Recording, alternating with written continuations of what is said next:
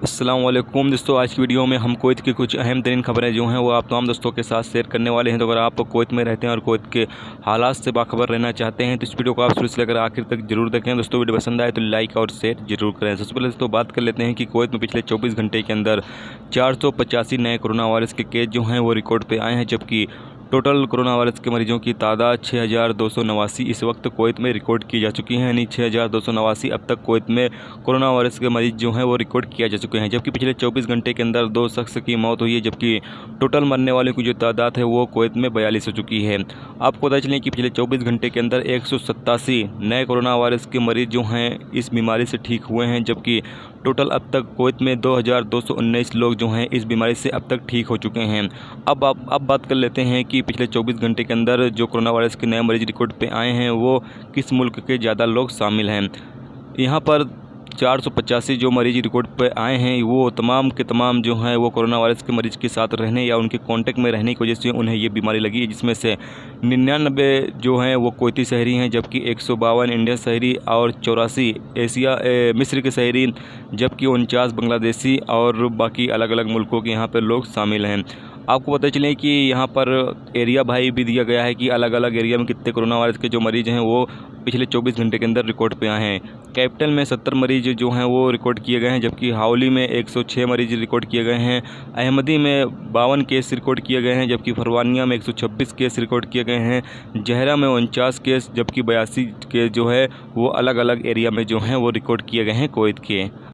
दोस्तों अगली खबर ये है कि कुवैत में कई मुल्कों के एम्बेसी और जो विदेश मंत्री है यानी कि वज़ारत ख़ारजा हैं, उन्होंने खबर किया है कि हम अपने शहरियों को बहुत ही जल्द ले जाने का जो प्रोग्राम है वो बना रहे हैं और बहुत ही जल्द इस पर काम जो है वो शुरू करने वाले हैं। जैसा कि अभी आपको पता ही है कि मिस्र के जो शहरी हैं उनको वापस मिस्र ले जाया गया है। अब बहुत ही जल्द इंडिया, बांग्लादेश और श्रीलंका के जो शहरी अभी मौजूद हैं उनको भी ले जाने की जो कार्रवाई है वो बहुत ही जल्द शुरू कर दी जाएगी। बताया गया है कि बहुत ही जल्द जो बांग्लादेश, इंडिया और श्रीलंका में जो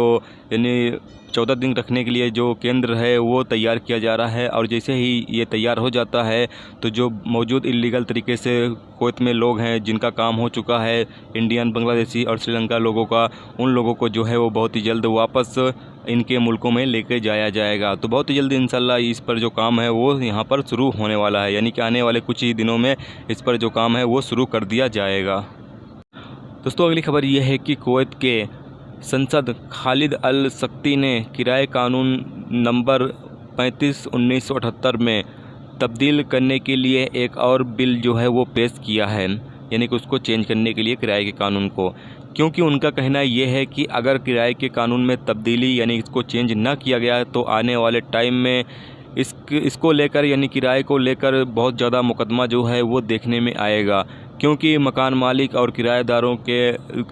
के ज़रिए जो है वो बहुत ही ज़्यादा केस जो है वो किया जाएगा, जिससे कि बहुत ही ज़्यादा मुकदमात जो हैं वो आने वाले टाइम में जो है वो देखने में मिल सकते हैं। तो ऐसे में किराए में जो तब्दीली है वो बहुत ही ज़रूरी है कि अभी फ़िलहाल मौजूदा हालत को देखते हुए की जानी चाहिए, क्योंकि ये हालात अभी कब तक आगे जारी रहेगा इस हवाले से कुछ पता नहीं है। तो ऐसे में किराए में जो तब्दीली है वो की जानी चाहिए।